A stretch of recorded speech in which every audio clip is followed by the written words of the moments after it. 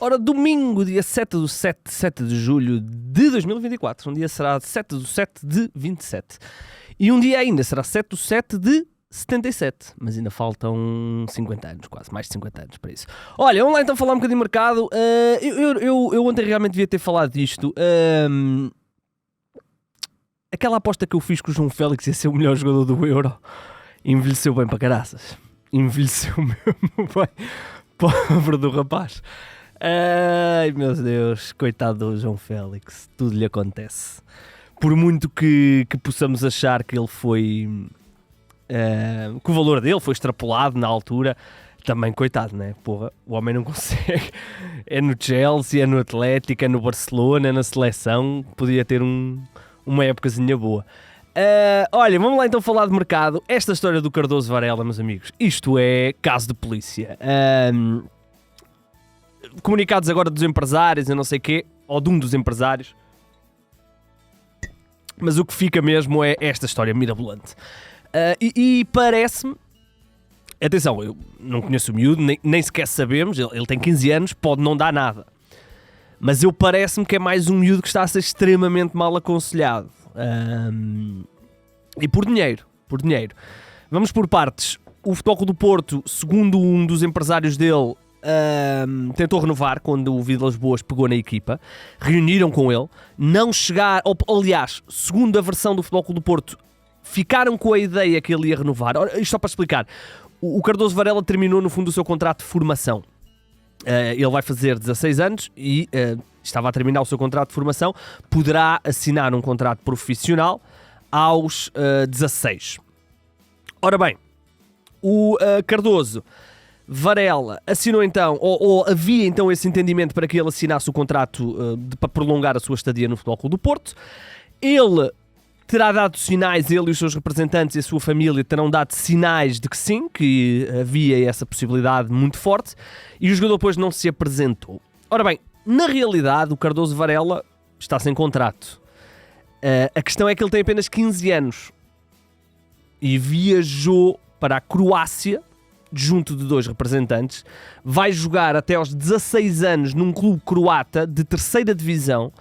O clube chama-se NK Dinamo Odranski, é o nome do clube, e depois, segundo as informações que existem, ele irá, quando fizer 16 anos, em outubro, ele faz anos a 29 de outubro, irá ser reforço, provavelmente em janeiro, de um clube da Bundesliga, e vai fazer parte da sua formação e depois fazer parte depois logo se vê, não é? Aparentemente, segundo as informações, os empresários do jogador, por esta situação, isto é, acho que se não estou em erro, é o Jornal Record que avança, os empresários do jogador vão receber... Desculpem, estraguei aqui o ar-condicionado. Os empresários do jogador vão receber cerca de 5 milhões de euros para encaminharem então o jogador para esse clube alemão. Ora bem, o Futebol Clube do Porto já apresentou queixa na FIFA, já vai apresentar queixa também na proteção de menores, porque ele tem apenas 15 anos, e vamos ver o que é que vai acontecer. E porquê é que eu digo que ele está a ser mal aconselhado? Ele tem 15 anos e vai jogar para a 3ª divisão da Croácia e depois, quem sabe, poderá ir para a Alemanha. Ora, o Futebol Clube do Porto tem uma das boas formações, a formação portuguesa é uma das boas formações, o miúdo fez uma excelente campanha no Europeu Sub-17. Naturalmente o melhor para a carreira do miúdo de 15 anos não é ir já para a Alemanha, onde o futebol é totalmente diferente. Mas é o que é. Esperemos que ele não se perca, esperemos que este miúdo possa ter sorte e chegar à seleção, porque não, porque é um daquilo que eu vi, tanto na equipa de Sub-19 do Porto, na Youth League, como no Europeu Sub-17, o miúdo tem um talento do caraças, portanto vamos lá ver o que é que vai acontecer com o Cardoso Varela. Certo me parece é que ele não voltará a jogar com as cores do Futebol Clube do Porto. É uma pena que ele vá assim de repente para a Croácia e depois, quem sabe, para uma equipa da Bundesliga jogar nos escalões de formação. Vamos ver, a não ser que me digam que é o Bayern de Munique.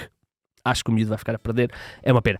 Quem também poderá não continuar em Portugal é Ricardo Gaio, isto porque o jornal Record avança que há várias propostas pelo lateral português do Sporting, uma espécie de faz-tudo em Alvalade, nem sempre bem, mas é um jogador que é útil, basta ver que este ano, por exemplo, fez 47 jogos ao serviço da equipa de Ruben Amorim.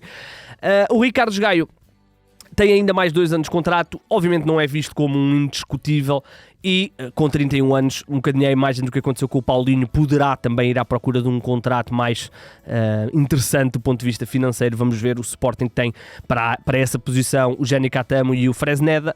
O Gaio naturalmente é aquele pronto-socorro, pode jogar na direita, pode jogar na esquerda, se for preciso pode jogar também no trio de centrais e portanto vamos ver o que é que vai acontecer. Não seria uma peça absolutamente absurda ao Sporting perder.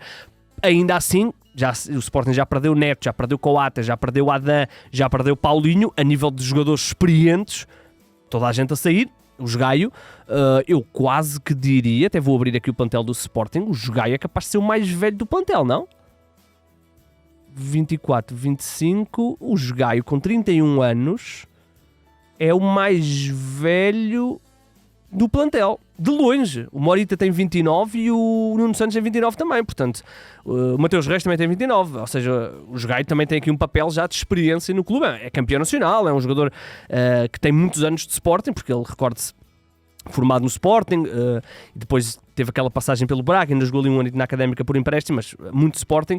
Portanto, vamos ver o que é que vai acontecer com o Ricardo Gaio. A imprensa espanhola apontou ontem o médio Nico Paz ao Benfica. Nico Paz é um médio argentino que pertence ao Real Madrid, fez 8 partidas pela equipa principal do Real na época passada, fez maioritariamente jogos pelo Real Madrid Castilha, onde fez 29 jogos, 10 golos, é um médio ofensivo, é um médio, sim, não é bem o número 10, mas é ali aquele 8, médio de construção, mas que também tem boa chegada, é internacional jovem pela seleção argentina, contrato até 2027, o Real está interessado em emprestar o Nico Paz. Vamos ver o que é que vai acontecer.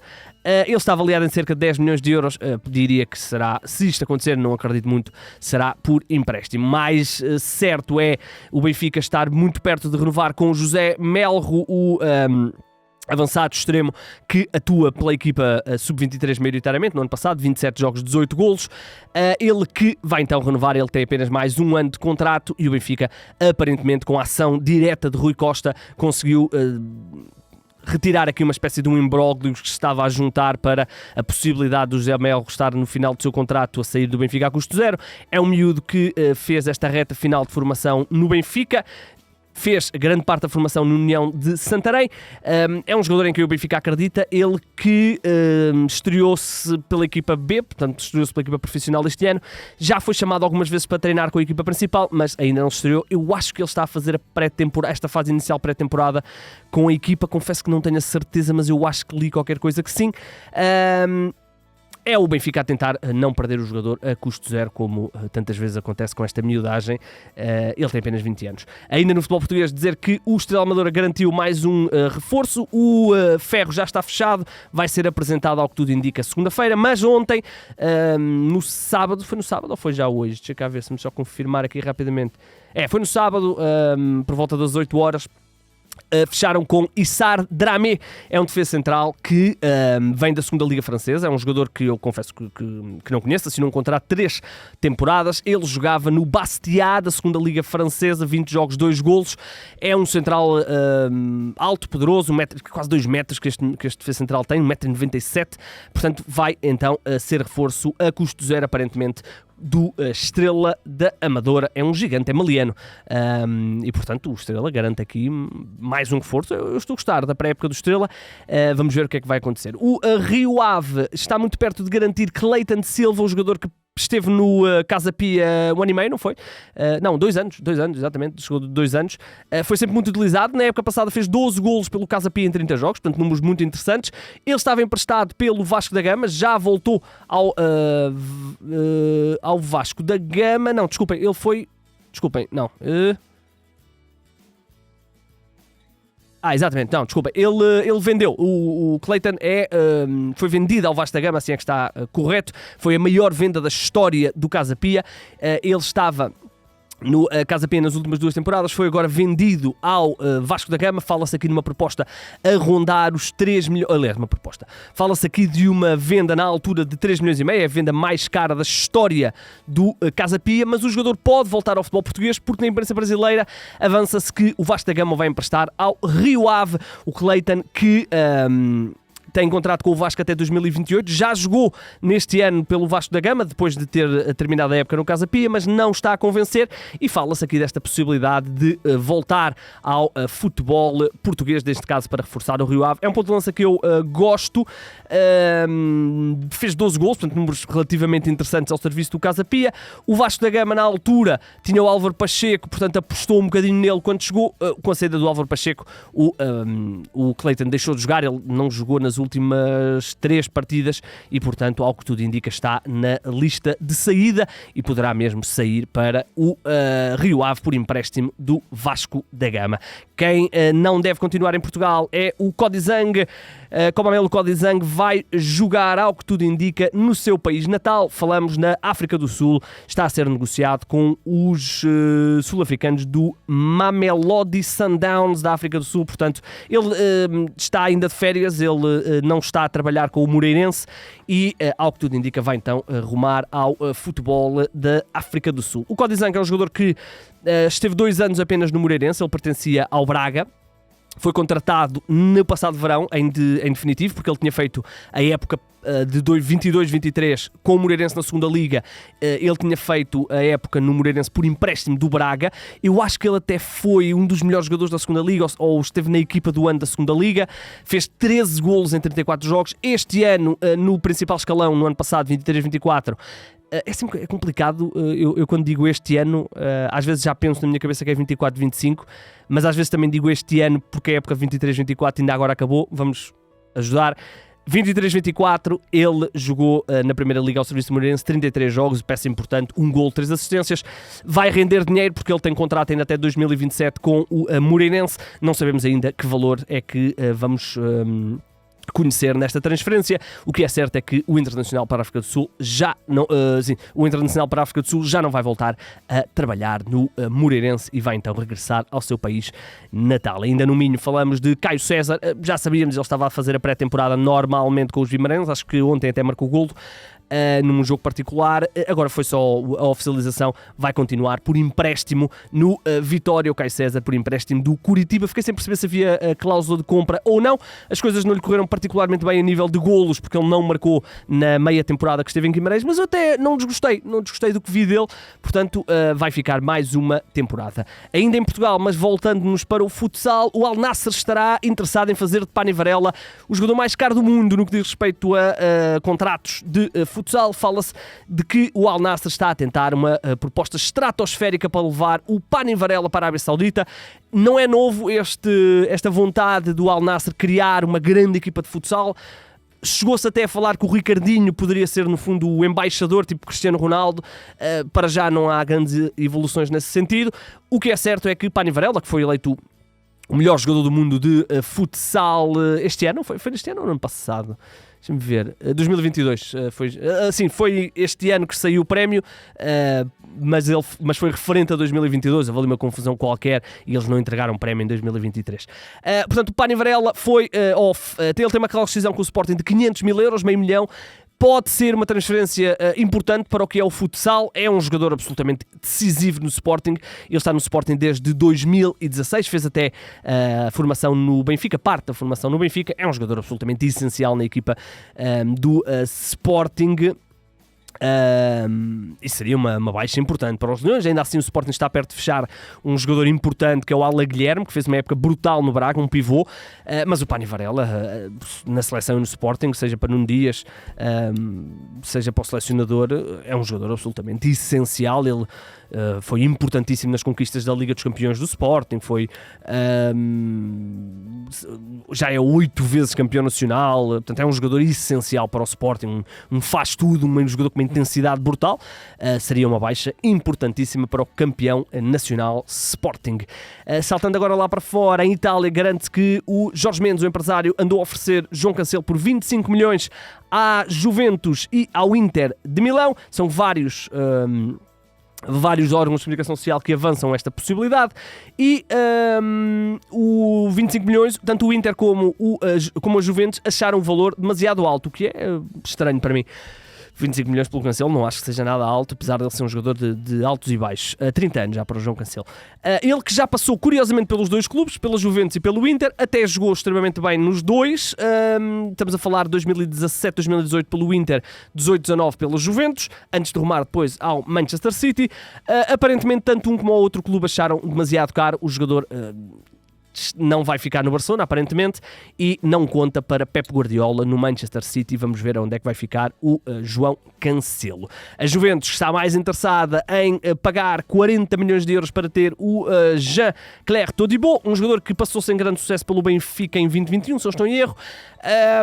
Explodiu no Nice, nas últimas 3 temporadas tem sido uma peça importantíssima. Ele que, entretanto, já chegou à seleção francesa, é um jogador que quando chegou ao Barcelona era visto como tendo um grande potencial. As coisas não lhe correram bem no Barcelona, nem nos empréstimos. Foi no Nice que ele explodiu e chegou também à seleção francesa. Aparentemente a Juventus está disposta a pagar 40 milhões de euros para ter este jogador defesa central de 24 anos. Ainda por falar em jogadores franceses, fala-se que o Fenerbahçe está muito perto de fechar. Martin Terrier é um ponta de lança do Rennes, vai ser no fundo o substituto do Batshuayi, que deixou o Fenerbahçe para ir para o Galatasaray. O José Mourinho precisa de um avançado e olha para este avançado. Falamos de Martin Terrier. É um jogador que, segundo se diz na Turquia, poderá custar cerca de 19 milhões de euros. Ele está no Rennes há alguns anos, tem algumas épocas boas, a última não correu assim tão bem, apenas 9 golos, mas já teve, por exemplo, um ano onde marcou 21 golos. Falamos do ano de 21-22, poderá ser então o reforço para o ataque de José Mourinho. O Man United está muito perto de fechar uma dupla holandesa. Falamos de Zirkzee, Joshua Zirkzee. Este é o primeiro, já vamos falar do segundo. Segundo Fabrizio Romano, tanto para um como para o outro é o Matthias de Ligt, já vamos falar dele. O Manchester United já obteve luz verde dos dois clubes e agora é só uma questão de fechar os contratos e serão os dois reforços, dois internacionais pelos Países Baixos. Um joga no Bolonha, falamos de Zirkzee, deverá custar cerca de 40 milhões de euros. É um jogador que no ano passado ajudou o Bolonha a chegar à Liga dos Campeões e poderá custar então esses tais 40 milhões de euros. Ele no ano passado marcou 12 golos, 6 assistências em 37 jogos. É um avançado interessante. Ele é um jogador que, sendo um jogador até de área mais ou menos, não é propriamente um goleador. Ele gosta de deambular. O Man United tem o Højbjerg para o ataque. Vamos ver. O Højbjerg não, o Olung. E portanto vamos ver se será o reforço exato. Eu preferia que o Man United se focasse mais num jogador que lhes garantisse 25 golinhos, mas esses jogadores também não são propriamente baratos. O Zirkzee também não, que vai custar 40 milhões. O outro então é Matthias de Ligt. Este já falámos aqui algumas vezes, é já no velho namoro entre o Man United e o de Ligt. O de Ligt que depois de uma passagem pela Juventus, pela uma passagem pelo Bayern Munique, quando as coisas não correm tão bem, no ano passado, terrível o ano do Bayern Munique, vai então, estará muito perto de rumar ao Manchester United. Fala-se aqui de uma proposta de 50 milhões de euros. O United a gastar 90 milhões de euros por dois internacionais pelos Países Baixos, que poderão então reforçar a equipa do também treinador dos Países Baixos, Erik ten Hag. Para fechar, duas coisinhas. A primeira prende-se com a Florian Wirtz. O Real Madrid parece que não está disposto a esperar até ao final da próxima temporada para ter o criativo alemão e, segundo se diz em Espanha, está disposto a pagar 150 milhões de euros para juntar o Wirtz ao Bellingham e ao Camavinga e ao Tchouaméni e ao Hendrick e ao Mbappé. Bem, isto seria incrível. O dinheiro que não pagaram no Mbappé podem gastá-lo agora no Florian Wirtz. Vamos ver.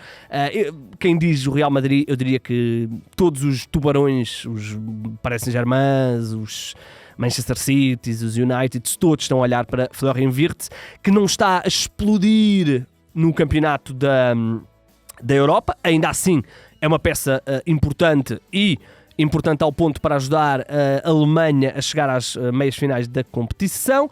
Desculpem, não, perderam depois com a Espanha, não, chegaram aos quartos de final da competição. Curiosamente, o Wirtz até marcou nessa partida, foi suplente utilizado, entrou ao intervalo e até marcou na eliminação da Alemanha, perderam por 2-1. O Wirtz marca aquele golo que empurra o jogo para o prolongamento aos 90 ou 89, qualquer coisa assim do género.